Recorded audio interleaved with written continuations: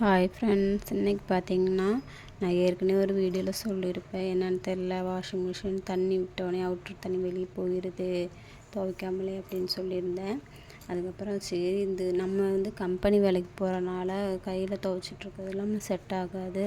வேணால் பிள்ளைங்களையும் பார்க்கணும், வீட்டு வேலையும் செய்யணும், எல்லாம் பார்க்கணும் இல்லைங்களா. அதனால் நான் என்ன பண்ணேன், இன்றைக்கி இது ஒத்து வராதுன்னு சொல்லிவிட்டு கடகடன்னு திருப்பி எடுத்து பின்னாடி இருக்க அந்த டோரை கழட்டி, சரி என்ன தான் நடந்திருக்குன்னு பார்க்கலான்னு கழட்டி பார்த்தா அப்புறம் அதுக்குள்ளே எங்கள் வீட்டுக்காரர் வந்துட்டு செக் பண்ணி பார்த்துட்டு அந்த ஸ்ப்ரிங் கீழே இருக்க ஸ்ப்ரிங்கு கலந்துதுன்னு சொல்லிட்டு அதை போட்டு கொடுத்தாங்க. போட்டு மறுபடியும் அப்புறம் இது பண்ணி பார்க்கும்போது அப்போ ஓடிச்சு. அப்புறம் ஓடிட்டு எப்பவும் போல் நம்ம அந்த எடுத்து கசகசன்னு போட்டுறக்கூடாது இல்லைங்களா. அதனால் நான் எடுத்து எப்பவும் போல் வைக்கிற இடத்துல வச்சு ஃபிட் பண்ணி வச்சுட்டு என் வேலையை பார்க்க வந்துட்டேன்.